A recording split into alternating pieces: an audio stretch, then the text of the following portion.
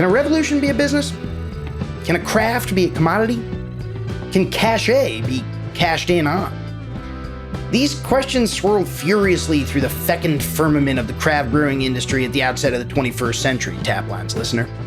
By the time the aughts rolled around, this weird little community of homebrewers, beardos, slow foods enthusiasts, and the like was no longer that weird or little. Microbrewing, as many were still calling it, had weathered a boom and bust cycle in the 90s and come back stronger and more mainstream than ever. From 2005 onward, the number of independent breweries across the country started the upward climb it remains on to this day. The American drinking public had gotten the taste for hoppy, malty, full-flavored beers, and they were enamored with craft brewers' visions of David and Goliath's struggle with loathsome corporate macro brewers. The movement was in full swing, but Goliath was watching. In 2011, Anheuser-Busch InBev acquired Chicago's Goose Island Brewing Company. It was the most powerful corporate counterpunch to the craft brewing revolution to date, and it reignited a snarling debate over the ethics of individual firms selling out their craft brewing comrades. When news of the sale broke, John Lafler was heading up Goose Island's vaunted barrel aging program. A couple years later, he'd go on to co-found Chicago's beloved Off Color Brewing, where he's still putting out award-winning beers a decade later. Today, he joins the show to revisit the room, the moment, the vibe at Goose Island when craft beer's corporate co-option hit a whole new gear. It's John Lafler, it's Bourbon County Stout, it's Goose Island getting sold, and it's all right here, right now, on Vine Pair's Taplines. Joining Taplines all the way from Chicago, Illinois, we've got John Lafler. John, welcome to Taplines, man. Thanks for having me. Appreciate it. John, you've got a barrel behind you. I think that you've got a beer in your hand. This is very appropriate. You're sort of en media res, as they say. Thanks so much for coming on the pod. We've already, sung your praises. Our listeners are excited to hear what you have to say, and we've got a lot to get into. But why don't we just, begin with the beginning? I think you're taking this call, or you're recording this podcast from inside Off Color. Is that right? Yes, sir. We're over here we have two facilities. This is our tap room location called Mousetrap, where we do all of our wild fermentations and predominantly wood aging. We do some wood aging of production, but all of our wild stuff is over here. And right behind me are a bunch of our fooders. There's more in front of us. There's a whole shit ton of wood over here, which is fun to play with. Yeah, right on. For those who aren't familiar with Off Color, I mean, you guys have had a lot of success over the years, but obviously not everyone has encountered Off Color. What's the elevator pitch for a drinker who's never encountered your beer before? What should they expect? Oh, for sure. We are a very fermentation-focused brewery, so we don't produce a lot of hoppy beers. We don't produce a lot of just like way over the top stuff. We really rely on fermentation and yeast characteristics as a way of expressing the beers we want to express, the flavor profiles that we're shooting for. We tend to look at new emerging styles and kind of look at what we want beer to be in the future versus where beer has been. But that being said, we also do a fair amount of historic beers. We also have gotten to work with a number of non-traditional collaboration partners, including the Field Museum of Natural History here in Chicago, which is one of the preeminent world history museums in the world. So we produce actually what I'm drinking now, which is Tooth and Claw, which is our pills, which has Sue the T-Rex, the most famous T-Rex in the entire world, by far the best one, on the label. That took us several years to get them to agree to, but we finally did. We make that beer for the field as their house beer, kind of on the condition that we get to work with their anthropologists and anthropologists. I probably got those wrong. In order to make some like historic recreation stuff. So we've gotten to do some really fun beers with their fancy scientists. We've done the Chicha. We did a beer called King Ming, which was a recreation of the first historic evidence, written evidence of mold-based saccharification out of China. So that was super rad. So just a bunch of fun projects. We're just, we make beer for beer nerds. We're not trying to be, a pale ale for everybody. That's really not in our ethos. Right, right. Well, that's a good enough segue to get into the meat of the matter and why we're here today. We're going to be discussing a brewery that I think is on a lot of drinkers' radars, even now in 2023, who may not know that it played a pivotal role in sort of shaping and reshaping the American craft beer landscape, and in trying to be, sort of more things to more people while also trying to stay true to some of the beer nerd stuff that had brought it there. I'm talking, of course, about Goose Island, where you I think began your tenure right at the turn of the last decade, 2 decades ago, and you were there for this really seminal moment that took the entire industry in a whole new direction, and that's the acquisition in 2011 by Anheuser-Busch InBev of the remainder of Goose Island that it didn't own. This is the first kind of the big acquisition. It sent shockwaves through the industry. Now we're a dozen years out, and this is kind of industry lore, I think. But for people who came to the industry, a half dozen years ago or even less, they may not know the true story. So thankfully, we have you here on Taplines today to tell us the true story in your view, of course, from your perspective. But it's a valuable perspective because you were there, right? So you started in Goose Island in 2009. Is that right? 2009, 2010, somewhere in that range. It was a while ago. Thereabouts. Don't quite recall. Yeah. What were you brewing commercially prior to that, or were you home brewing? How did you get in here? Gotcha. So I've been homebrewing for a number of years, just like a bunch of us. Worked an entirely different career. Did that for a number of years and sort of hit my late 20s. Looked at going back to school to continue professional licensure in the career I was in. And when I was applying to doctoral programs all around the country, there's one out in Portland that I was really interested in. Flew out there with my, sort of then like live-in lady friend, and interviewed with the school, did all that. And we came back here to Chicago, sort of sat down and had dinner. And she's like, "Cool, like if you want to do this, we're doing this. We're moving to Portland. Like, are you sure this is what you want?" And we went, "Oh fuck no." It's like one of those, like, until you actually like look at where your life is and where your life is going, and actually just have those moments of just like, is this actually what I want to be doing? So just following the next, putting your foot forward and taking the next step. So I just like actually just sat down and thought about it and went, I don't want to spend the next 6-7 years of my life going back to school and doing what I'm doing. So applied to the Siebel Institute, which is one of the, at that point, there was 2 main brewing schools in the United States. There's a few more now. So there's Siebel and UC Davis. Siebel is also located in Chicago. So applied there. They accepted me. The brewing school there, where I met my now business partner, Dave. So we did Siebel together. After that, when we got out of Siebel, there was another local brewery just opening up. And, at this time in Chicago, there was basically 3 breweries, period. There was like Rock Bottom, Goose Island, Two Brothers out in the suburbs, Mickey Finn's up north. So there was very, very few breweries, very, very few jobs. So the 2 breweries had opened up. They're the first breweries opened up in, I think, 10 years or something like that. Had been before somebody else opened. So that was Metropolitan and Half Acre. Half Acre makes a whole bunch of hobby beers. They make a lot of really nice modern stylings.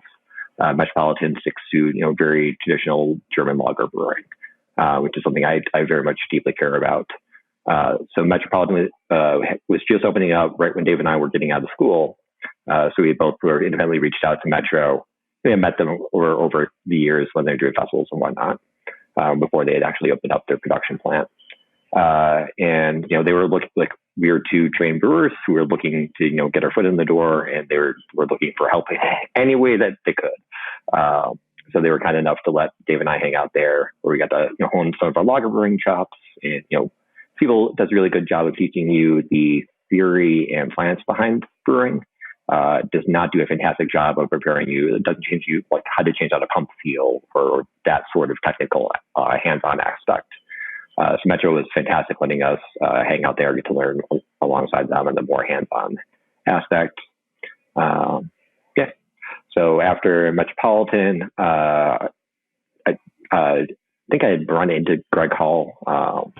So John Hall and Greg Hall were the family that ran Goose Island and owned it. Right. Started it. I don't remember where I ran into Greg, but I ran into him somewhere. And I met him several times throughout the years as well. Like we talked about, Brett C and like sort of like, interesting Brett strains and that sort of stuff. Right. Actually, now I remember what the story is.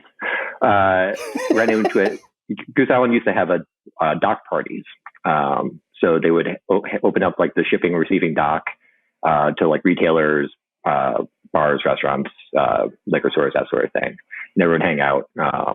There'd just be free beer. We'd all sort of mingle around. They would do those once in the spring, once in the fall, I think. Mm-hmm.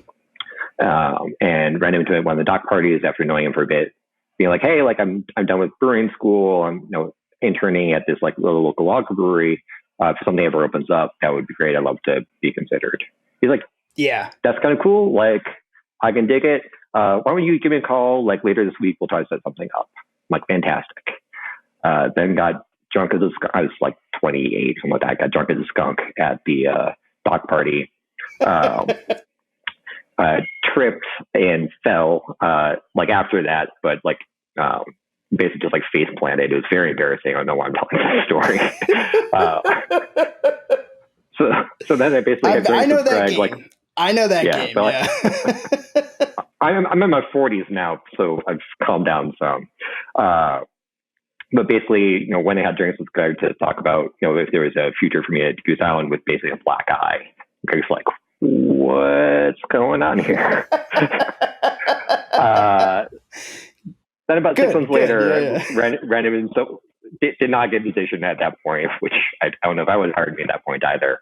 Ran him again like 6 months later. He took pity on me, realizing that was a one-off, not a stumbling around being a just complete jerk all the time. And I got hired there to scrub floors and do sanitation work. And I was thrilled to do so and scrub floors for a bunch of years.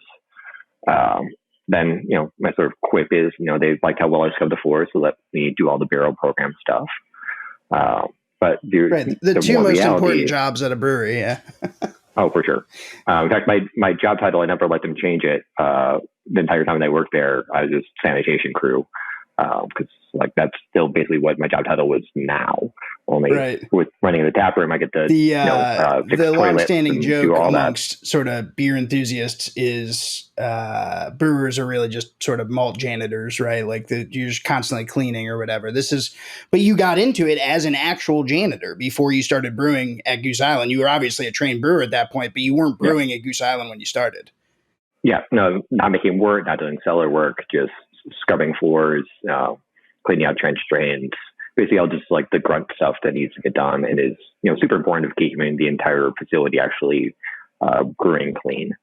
Sure. Because, it doesn't matter if your tanks are spotless after you clean them, but your entire facility is dirty, you're asking for issues down the road. Right. Yeah. John, can you tell us a little bit about what Goose Island's stature was in the Chicago scene, the Chicago beer scene? I mean, you described it, the Chicago beer scene was itself quite limited. Goose Island was founded in 1988, I think, so it had been around for a while by the time you came onto the scene, 2009, 2010 or so. Can you tell me sort of like what your perception of Goose Island was as, someone who's a professional in this space, but also as a drinker? Like, how are people thinking about Goose Island locally at that time? Again, there were very, very few breweries as a whole.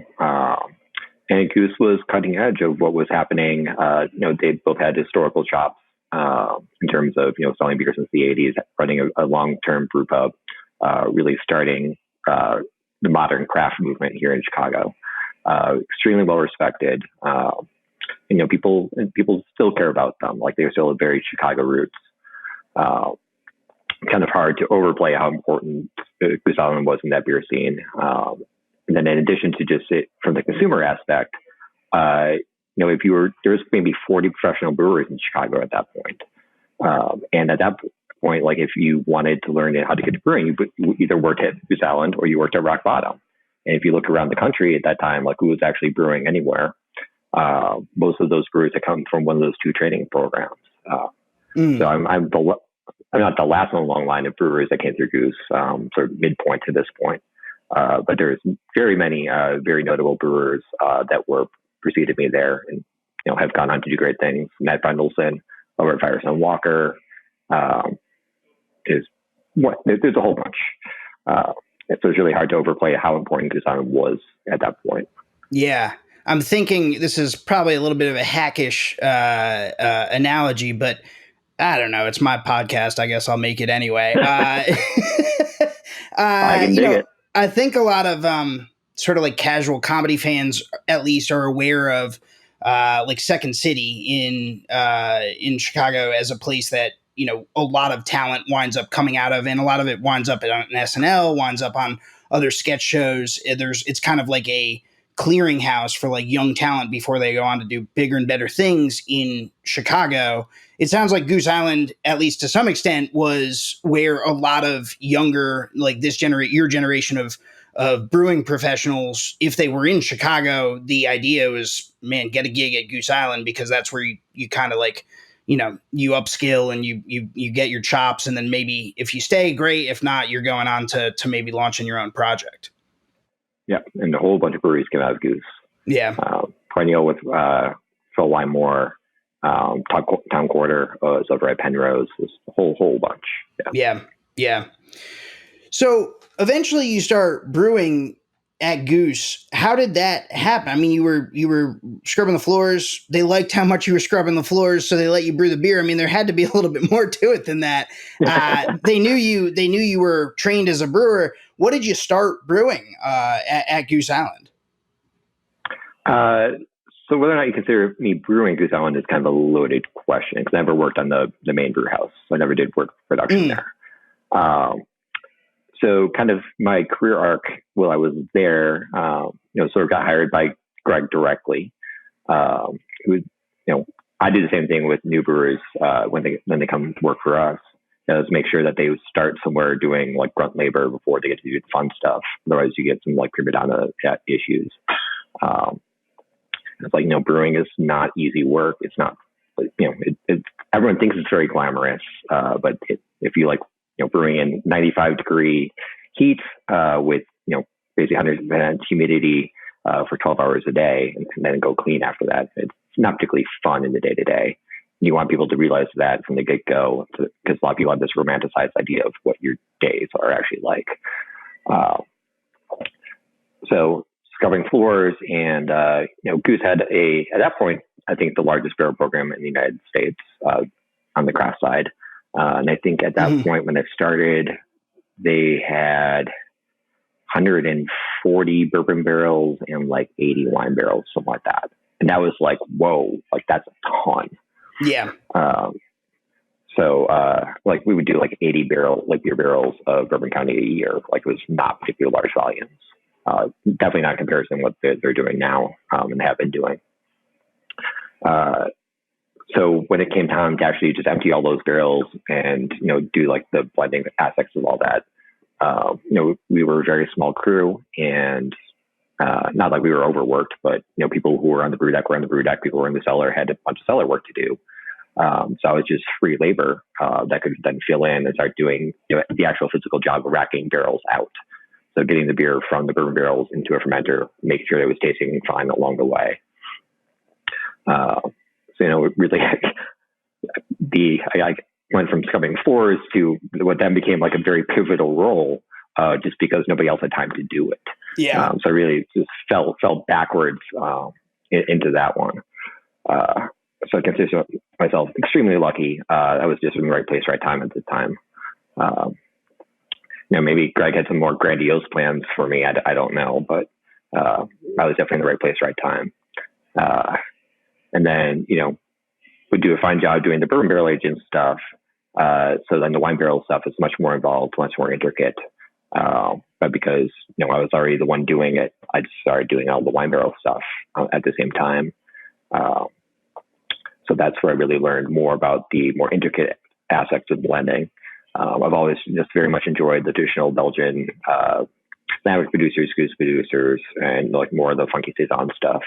So my palate's always been in that world. So, they liked the beers I was putting together and how I was doing it. So they let me do more and more. And eventually it was just pretty much my day would be like, show up, come to work.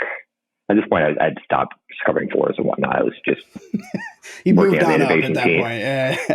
Just to some degree. Yeah.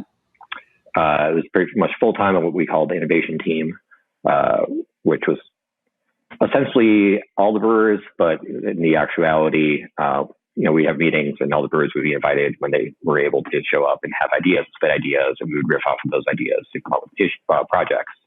One thing I really enjoyed about working at Goose was how collaborative all the processes were.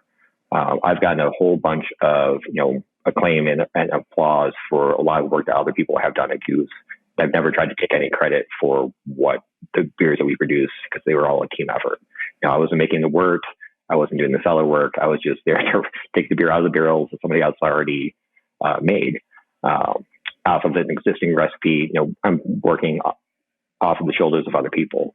I was the person out at the festivals. I became sort of the face of it for a minute, and that was lucky, but that was not a direct result of only my work. I always want to be careful about saying that. Yeah, noted. Yeah, totally. Team effort. I mean, brewing is itself a team effort, and then of course, if you're working in the barrel room, that is by definition not something you can do yourself because the beer's got to come from somewhere. Yeah, exactly. Yeah. So we would have inno team meetings where everyone was invited to come and have ideas and express ideas. But then it became a couple of us on a much smaller team would actually have to make those things happen. So the day was great because I'd show up, I would go sit in Greg's office and sort of chat with him about just beer in general, like what we're working on, and bring him some stuff that we were messing around with, and sort of relying on him as sort of like the senior statesman of just like, where do you want this direction to go? Here's kind of what we're thinking. We just want to check in with you and make sure that what your idea of what this brewery is and where we want to be pushing beer is in line with what we're actually on the ground doing. Yeah, and those just times having coffee with him were just super influential in my life. Of just having somebody who I think is particularly visionary in the brewing world. Greg can be kind of a loaded character, and not everyone feels about him as I do. But I think he's a very talented human being, and I got a lot out of those meetings. It really pushed me into becoming the brewer and having the viewpoints I have, and sort of the chutzpah of actually going out and creating what I want those viewpoints to be. Then after that, I would go do like real work. Yeah. Right on. At this point, John, like for people who may not know the chronology, we're talking right now, we're talking about your time at Goose in about 2010, maybe leading up to 2011, which we'll get to in a moment, and then beyond, because you were all the way there through 2013. Prior to you arriving at Goose, relatively fewer people know that Goose Island had already sold a minority stake of its brewery to Anheuser-Busch through it was through Widmer, I think was the actual detail, but through this vehicle, it was minority owned, or one of the minority owners was Anheuser-Busch, and then later Anheuser-Busch InBev, obviously, after the company gets taken over in 2008. I'm curious, John, like at that time, like was that something that like came up much, like when you were working there? Did customers, were they aware of that? Were workers aware of that? Like how much was that detail like in the ether at that point? I think it's pretty accurate to say that I don't even remember that being anything. Yeah. So it was not on our radar. There's absolutely zero oversight from GI. It was a family-owned company owned by the Halls. I worked for them. We worked for them directly. Yeah. Gotcha. Yeah, so it was a complete non-issue. What about this? We sort of like we're in the run up right now. What we're talking about, like to what would later become, sort of a buying spree that Anheuser-Busch InBev and to some extent Molson Coors and Constellation with Ballast Point and a couple others would go on over the course. Yeah, right. Shout out to $1 billion. Yeah. Well, and someone gaining it on the other side of that deal. Yeah. Yeah. But so in the decade to come, we're sort of on the precipice, temporally here. The period we're talking about is sort of like right on the cusp of this massive sort of feeding frenzy of acquisitions as macro brewers, try to get a piece of what is then like a red hot American craft brewing industry. But even before that happened, that decade happened, there were already some sort of smaller acquisitions that had, I think like made some news in the craft beer industry, which was still at that time coalescing. I'm thinking specifically about the Craft Brewers Alliance with the Red Hooks and the Widmers of the world, that did have exposure to Anheuser-Busch going back. I mean, God, I think Red Hook sold in like maybe 98, I want to say. So like what I'm getting at here is that like this concept that macro brewers might want a piece of craft beer was not totally unheard of at the time. But I mentioned like the minority stake that Anheuser-Busch had in Goose Island. You said that wasn't really on your radar. Zooming out a little bit, like, was any of that on your radar at the time? Like, was that something that you worried about? I mean, in the decade to come, people would get obsessed with the idea of selling out and acquisitions and who owned what. What was the vibe like at the time in that regard? Not speaking specifically about Goose Island, but craft just beer generally, as a whole. At that point in time, 2010 to 2012, somewhere around there. You had some of these older established brands who were consolidated together. I think Kona was part of that same grouping with Widmer and whatever in the Craft Brewers Alliance. So you saw some of these older brands that were band together. That wasn't something really like you never looked down on them before. It's just that's how they're succeeding or trying to hang on. But as a whole, like Anheuser-Busch, Miller Coors, those sort of macro breweries were still looked upon as the enemy, which was an idea I took umbrage with even at that point before Goose Island had sold. Just I thought it was kind of old hat. So I really disliked defining yourself as not something else. At that point, you're defining yourself as we're not the big guys. Like, let's talk about what you are, not what you aren't. And, at that, this is, 30 years, 40 years into, depending on when you want to consider craft brewing in the modern era to start. Sure. But, this is not Ken Grossman at Sierra Nevada hustling to sell Sierra Nevada Pale Ale anymore. Those times had been well gone by that point. But we were still hanging on as craft brewers as a whole, in my opinion, we're still hanging on to this as the big guys are all bad. And we're small guys. Yeah. We're the rebels, and they're the evil empire and the Star Wars analogy bullshit. Right. I just thought that was really trite and overblown. Did I want Goose Island to get sold to Anheuser-Busch? Absolutely not. That was not anywhere on our radar. I was as blindsided by it as anybody else in that brewery. We had no inkling it was coming, and had very strong opinions about it having gone through it. But before that, and then afterwards, I've made some beers. I also reflect my opinions on big breweries. But as a whole, craft brewing was very against big beer, but the reasons why were no longer as valid as they used to be, in my opinion. Because they weren't looking to crush us the same way that they're looking to crush a early Sierra Nevada or an early Sam Adams, Fort Collins Brewing. New Belgium. Right. Yeah, exactly. That's what I was thinking of. And that was a period, right? Like in the mid '90s, you go back and you read the history. Like Anheuser-Busch came hard at Boston Beer Company. They had a somewhat disastrous. Boston Beer Company had a disastrous appearance on Dateline that really made them look bad. That was at the time like potentially existential for Boston Beer Company, but also, I mean, the industry is so fledgling. There's a lot of money rushing into the space, and there was a lot of bad beer, so there's sort of this moment where macro brewers, Anheuser-Busch in particular, has an opportunity to try to crush this nascent movement. But to your point, by the time 2008, 9, 10 rolls around, that dynamic is not as as prescient or as poignant as it was. Even though a lot of craft brewing industry folks and enthusiasts are maybe hanging on to it, or it's a useful dynamic. It's certainly a compelling marketing dynamic. Yeah.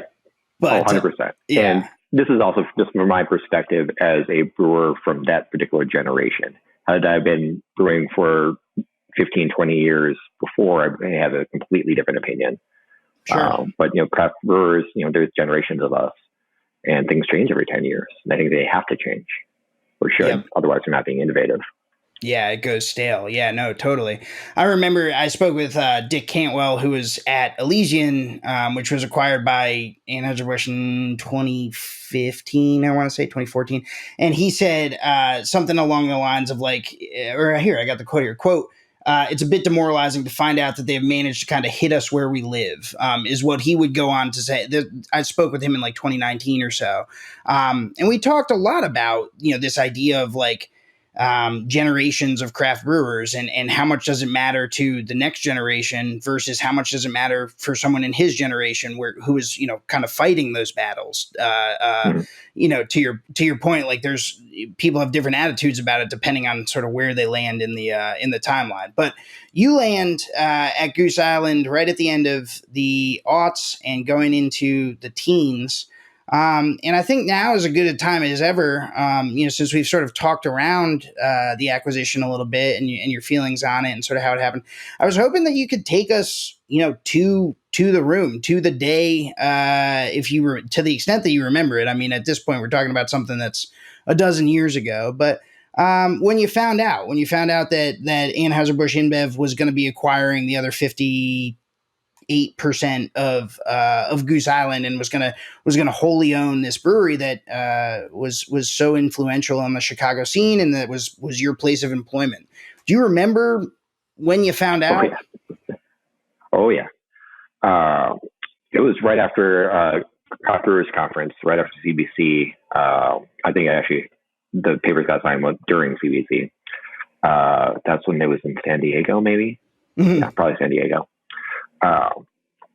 So a bunch of us are out there, and we get a sort of email, company-wide saying, company-wide email or company-wide meeting, whatever, Monday morning, whatever it was, mm-hmm. at, 8 a.m. It was like first thing, everyone needs to be here, no exceptions. They flew, like, I don't think they had to change their flights back or anything like that, but it was, you get off the plane and go to sleep and come right back here.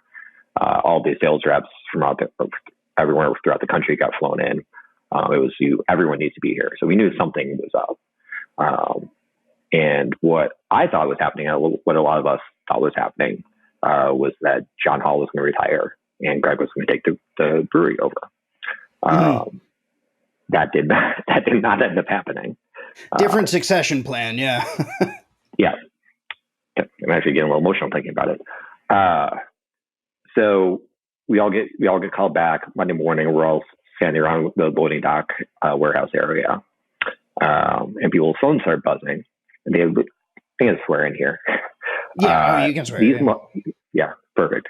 These motherfuckers released it on Facebook before they fucking told us. So all the sales reps phones are dinging with people who are like, "What is happening?" And we're like, "Oh yeah, John Hall's probably going to step down. Greg's going to take over." And then just this hush comes over the room. So by the time that they actually came out and told us, we pretty much already knew, but because they released it on Facebook like 15 minutes before they told us, which was not a good move. Yeah, that was some bullshit. I was lucky enough that I didn't have a ton to do that day, so I was able to sort of get, I think, an hour's worth of work done before just like, fuck this, I'm not working today. Mm. I feel bad for the guys who are on the brew deck and whatever, where they had to just stick it out. But I was able to get out of there along with some other folks. They put as good of a spin on it as you could put on. And again, this was unprecedented. God, I fucking hate that word now too after going through COVID. But this is a unique situation. This had not happened before. This is the first big buyout. Right. And we're right there at Ground Central for it.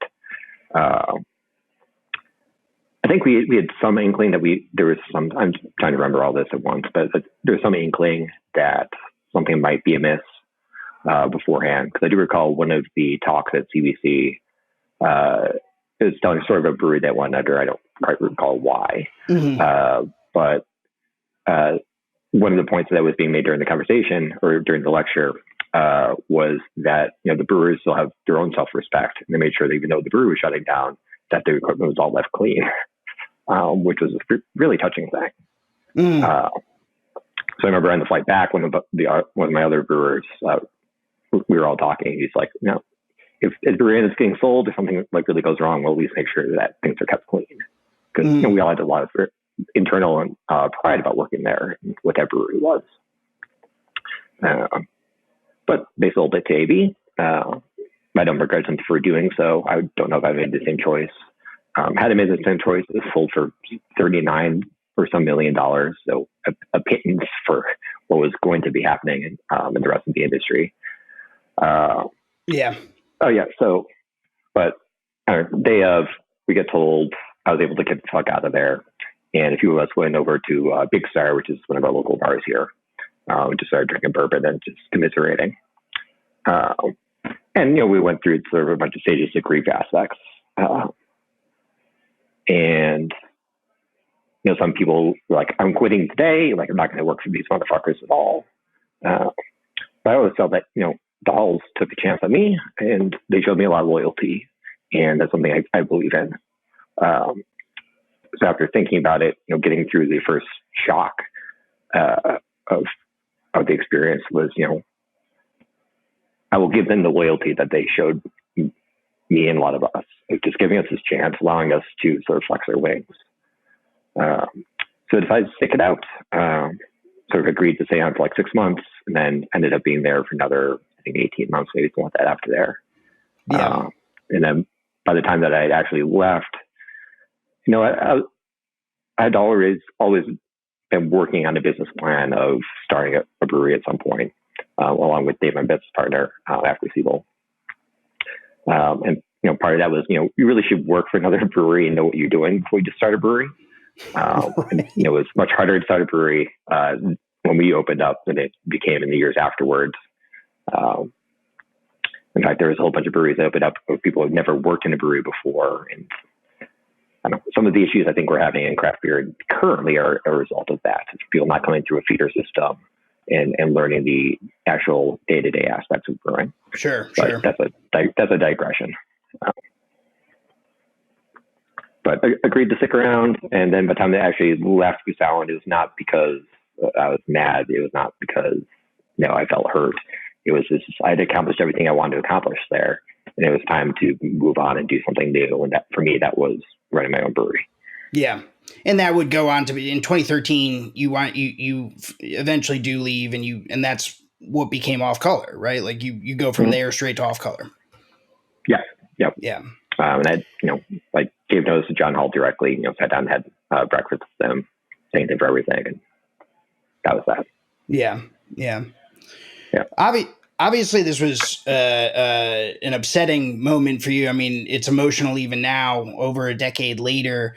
Do you remember sort of, after that initial shock, what like the next sort of ripple was, or the next shockwave was? Were you talking to other people in the industry at that point? Were you hearing from other breweries at other places? Like what happened after that initial sort of bombshell dropped, from your perspective? I mean, yeah, we were getting laughed at and ridiculed. The rest of the industry people were really happy to take pot shots without considering what it was like for us as the actual employees, and that was also some bullshit. A lot of those people, I remember them clearly, worked at or owned breweries that then later sold. So I have some opinions on that, especially the motherfuckers who's, like if you sell to San Miguel because it's not an American big brewery, and that doesn't count because they think that you're not going to notice. Sure. Like, fuck y'all. But yeah, a lot of people took a lot of pot shots at us. And I don't think it was fair. I don't think it was compassionate, and I don't think it was helpful. we could all have our opinions on whether or not it was the right thing to do. We all had our emotional reactions to it. But to, be shitty to the people who had no voice in the decision and just had to live with it is just not right. Was not right. Yeah. Yeah.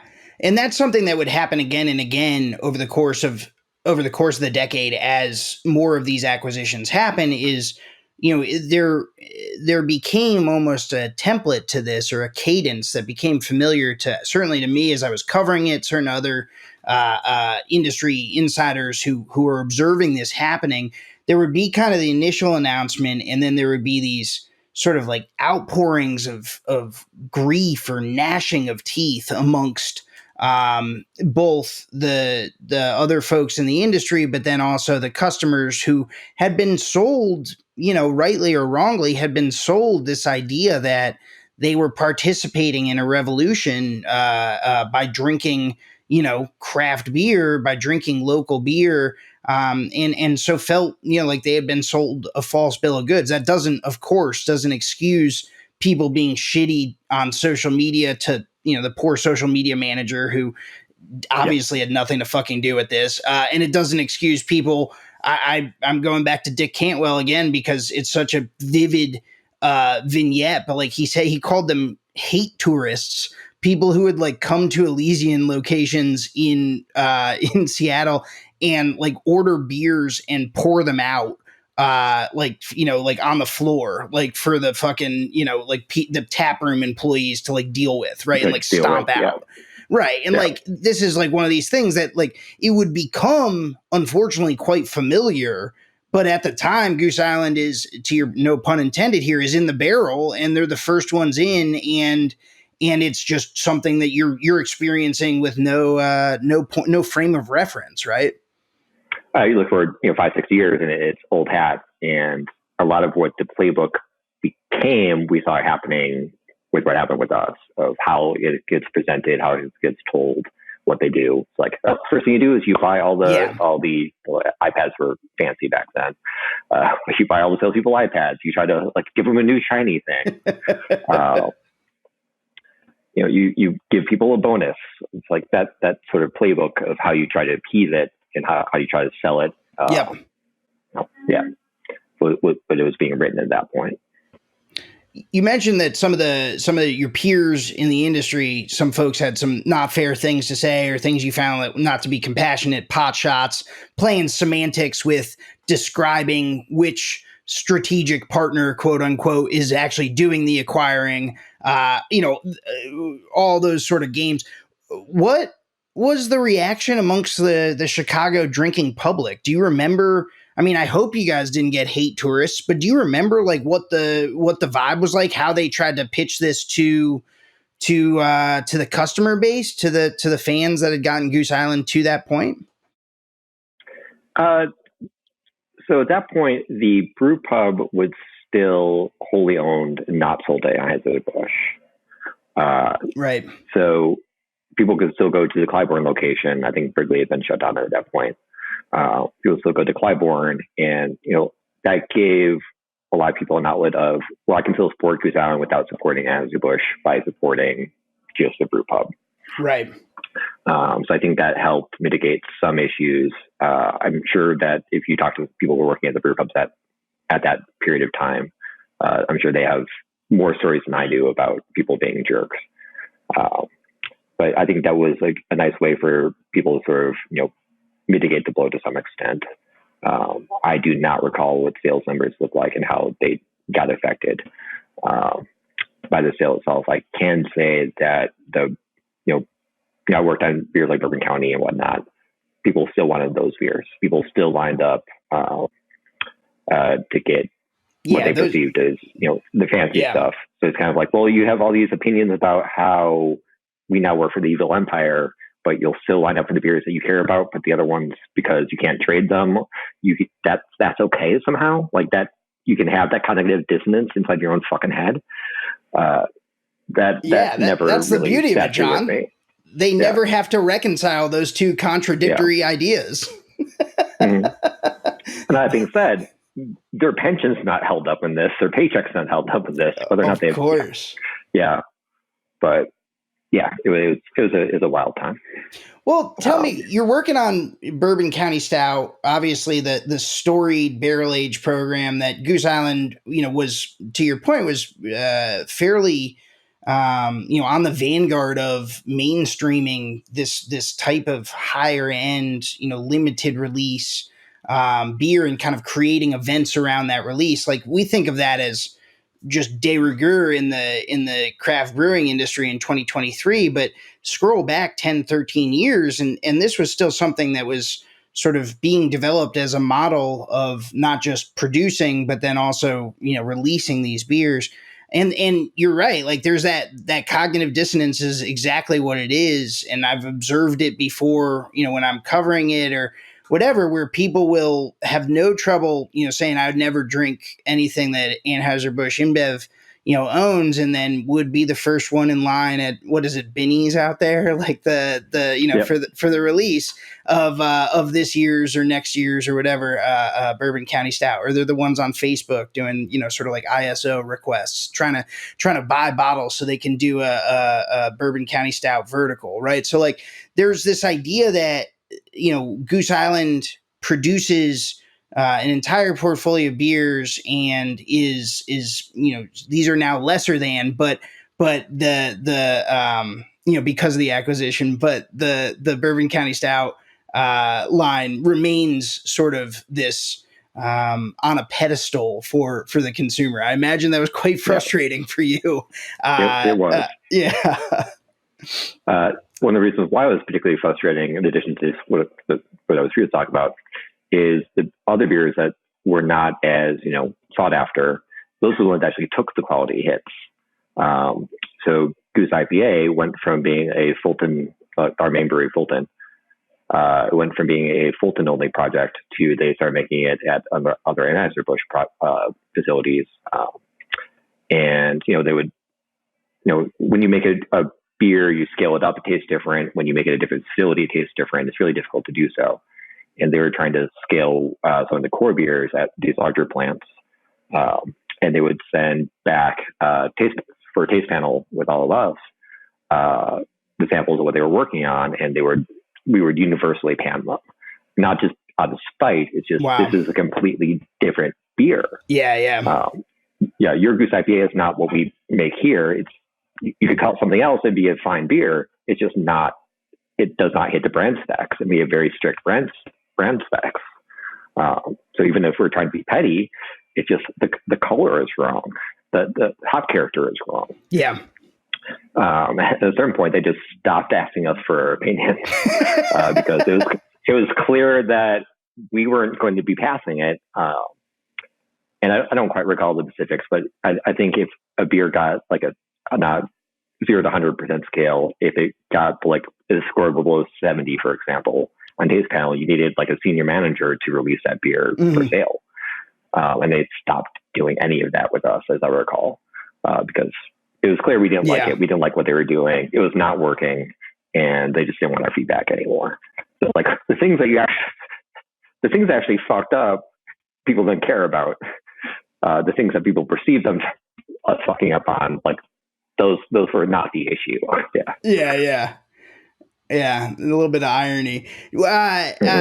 At what point, like what you're describing, where like you guys are trying to give like decent feedback and you feel like it's just not getting through, or they just stop asking or whatever, was there a honeymoon period before, that sort of friction began in earnest between the existing, the remaining staff at Goose Island and, the reps at or the folks who were handling the brewery at ABI? Like, do you remember like a turning point there? Did that just kind of like develop over the course of like the ensuing months? Like, I guess at what point did it become clear to you that this relationship was not one that you wanted to be a part of?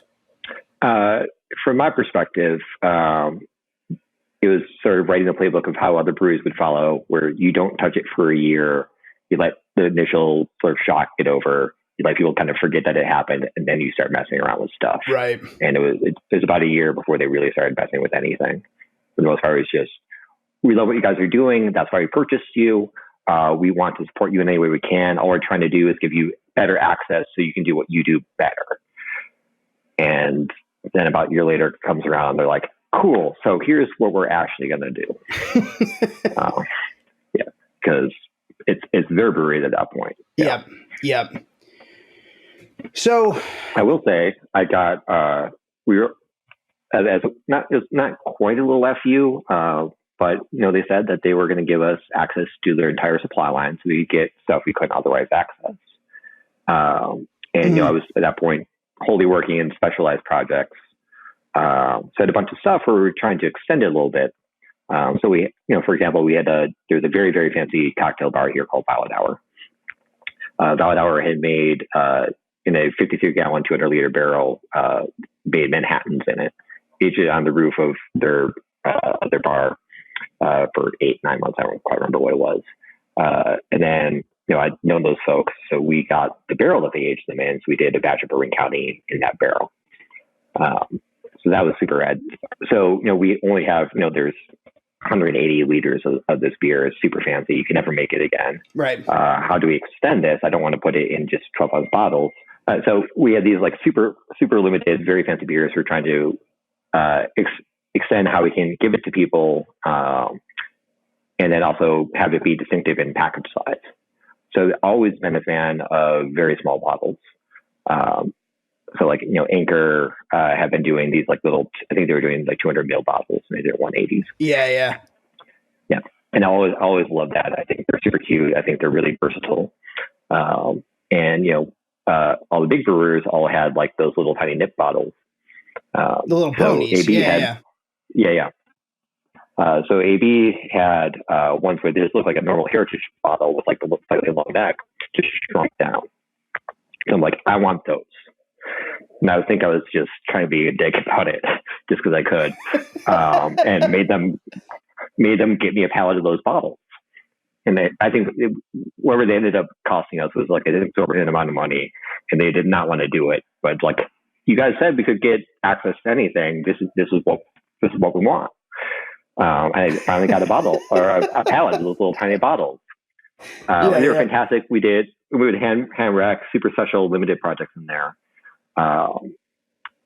And I don't know, I thought they were great. In fact, now at Off Color, we use 250 ml bottles for a small batch stuff. So slightly larger, but still in that same schema of just having more smaller things better than having one bigger thing. Yeah. It also presents it as a really specialty product. So we did a bunch of super fun beers in those little tiny bottles until one day I come into work, and along with everything else that comes with work being owned by a much larger brewery, came a bunch of other sort of bureaucratic oversights, not all of which are bad. Like having more sort of safety standards is not a bad thing. But they would be just sort of universal audits. So packaging would walk through and count everything that they had, and you had to justify why you had it. So one of the packaging guys counted my one pallet of these little tiny bottles that we spent way too much money on to get. It's like, well, we don't use this on our packaging line. Clearly, we don't need these. They're just taking up space, and destroyed the whole pallet. So I think, yeah. So I think out of the several $1,000s that we had spent on that one pallet, only got maybe 200 cases out of it or something like that. Even 200. Devastating. But, yeah. It's like I come in one day, like, we're in my little bottles. What the hell? Oh, what a tragedy. Was that the moment when you decided it was time to leave, John? No. I thought that was when they went and bought me bees, but that's a whole other story. Well, take us to the end. When did you decide it was finally time to go? I mean, like you described here, you felt loyal to the halls. You felt like they had done right by you. You wanted to stay on and not just quit in a huff, even though you were very upset about it. There was sort of, it sounds like a little bit of a honeymoon period where some of these sort of pie in the sky promises that were made to the staff, about having unlimited resources and ABI is going to be able to take us to the next level. It sounds like some of those maybe came true a little bit, or maybe there were sort of gestures towards that. But eventually things, at least for you, sort of, went south and you decided it was time to go. Can you take us sort of to that moment? At what point did you realize it was time to find the door? Like I kind of mentioned before, I accomplished everything I wanted to accomplish. So they at that point they gave me pretty much free reign to do almost whatever I wanted, which was very flattering. And I was at that point. There's kind of like scheduling releases. Like you get 6 major releases a year or something like that. Like you tell us what they're going to be. And I was really happy to do so. They gave me a lot of free reign in order to develop beers and work on beers along with the rest of our team. And I think we created a bunch of really fun projects. We also got to do a lot of really fun cultural stuff. So there's a fantastic beer festival here in the Midwest called Great Taste of the Midwest up in Madison every year.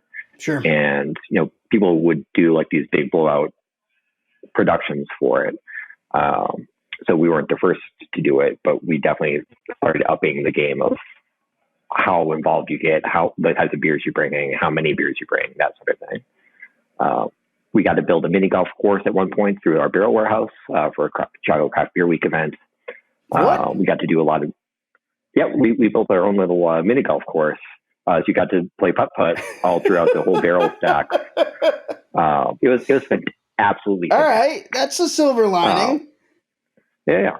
But I mean, this is what the culture was like internally. Of like, I have this bizarre idea. I think it's be really impactful. I think it's going to make, our clientele really happy. And, we would get the rubber stamps that, how much money do you need? As long as it wasn't an exorbitant amount of money, they would let us do it. Yeah. So it's like, there's still a lot of local control. We had an AB guy who was at that point director of ops, but he was kind of looked at us all as like, not like as errant children, but more like a roving bad artist that you don't understand, that you're supposed to be in charge of. Right. But a lot of times it's just like, I'm not sure what you guys are doing. Just don't fuck it up. So like the day-to-day control was not as horrible as maybe I made it out to seem before. Like we still had a lot of autonomy. But I'd done all these things and made these beers. And at some points, like it for my own internal professional development, it was time to just branch off on my own. Sure. They gave me the training ground to do so. And it was just, it was that time to just leave the nest. So there was not like a moment where it's like, fuck it, I'm out. It was more, I don't know what I'm still doing here. Yeah. Like it's time to leave. Yeah. Yeah.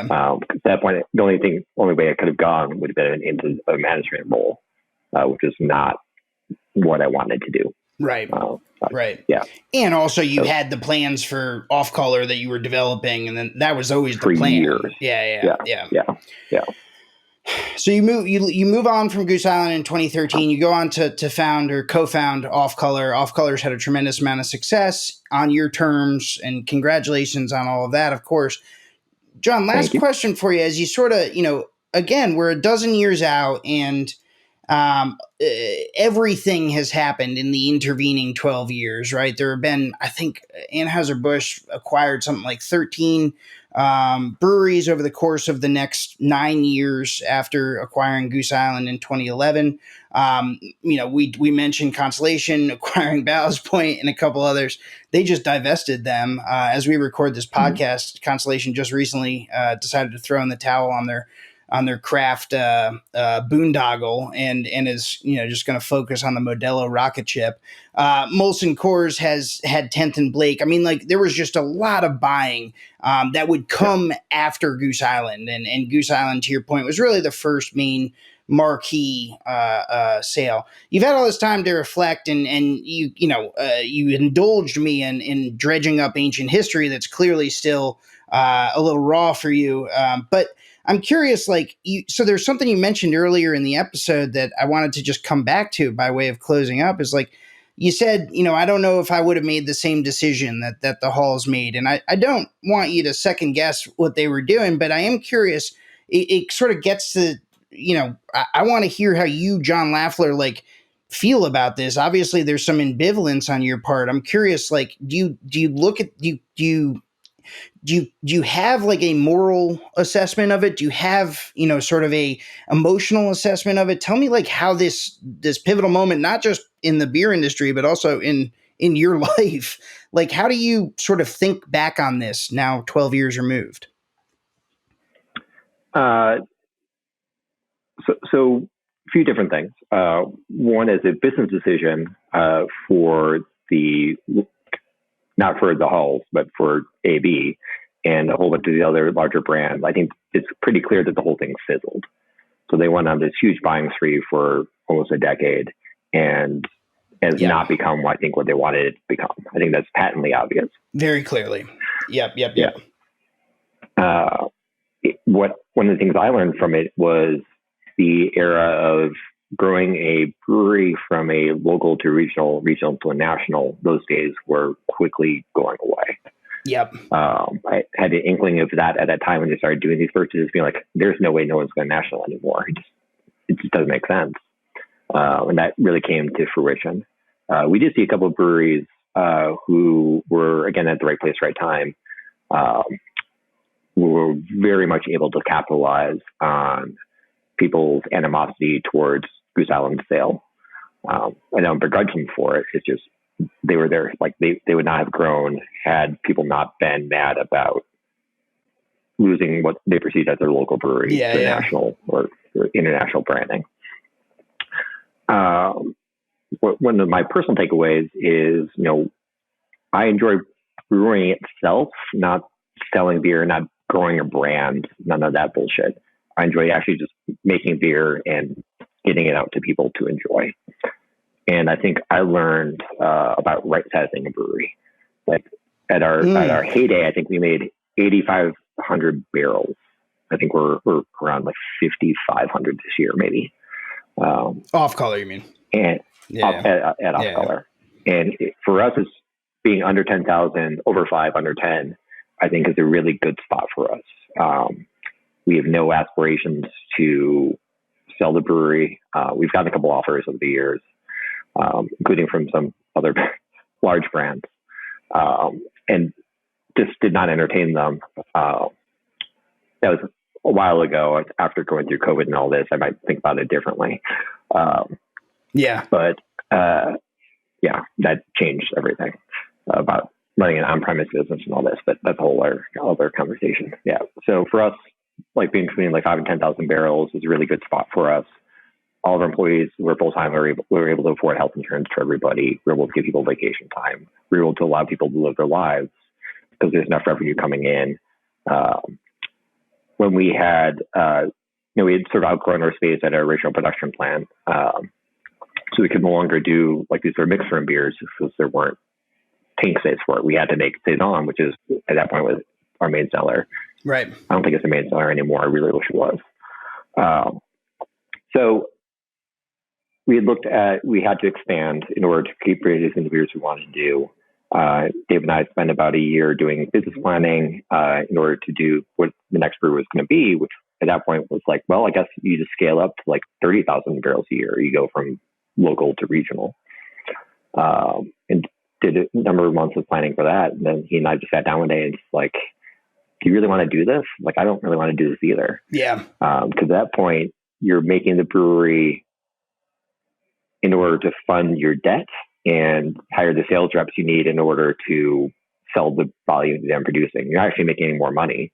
You're just making more beer and having more overhead. Yeah, and more stress. Yeah, and you can't stay at 30K either. You got to go up from there. That's not a good place to be either. Yeah. Exactly. Yeah. And you listen to folks like Sam Calgione and whatnot, and it's like he's like, my house has been under it's been as collateral for a whole bunch of like most of his life. I thought at that point because you're in that growth spiral where you have to grow in order to pay the debt in order you get to grow. Sure. We don't want to get into this rat race. So that's when we built out our little tap room here. So we spent way too much money to be here. But it was the right choice for us. And that was one of the lessons I think that I learned from the GI sale is pick what your goals are and do what you want to do to achieve that goal. Without sort of getting lured into this idea of, you have to grow just for growth's sake. Right on. Well, look, I think that's a great place to leave it, man. Thanks so much for coming on Taplines. It was a pleasure to have you. wonderful to be here. Thank you for all these questions. It's not a subject I like talking about very much, but I do think it's important history. And I think there are a lot of lessons for craft as a whole to take over, looking back at history and, figuring out where we're going to go next. But yeah, thank you for, I appreciate that. the opportunity. Yeah, of course, man. I mean, and again, like, it's not lost on me that this is not the most fun thing for you to talk about. It's very obvious. And so I really do appreciate you taking the time to record this and get this on the record and trust me to tell the story the right way. So thanks again, man, for making the time. You got it. Cool, awesome. Man. Have a good one. All right. Take care, John. Yep. See ya. Bye. Taplines is recorded in Richmond, Virginia, and produced by yours truly and Darby Seaside, who, along with the talented Shane Farrick, composed our delightful soundtrack. Just listen to it. I also want to give a quick shout out to the entire VinePair team, and especially co-founders Adam Teeter and Josh Mallon, editor-in-chief Joanna Sciarrino, managing editor Tim McCurdy, and art director Danielle Grinberg, who designed our lovely Taplines logo. And of course, a big thank you to you, yes, you listener, for spending time with us week in and week out. We literally couldn't do this without you. I'm Dave Infante, and I'll catch you next time.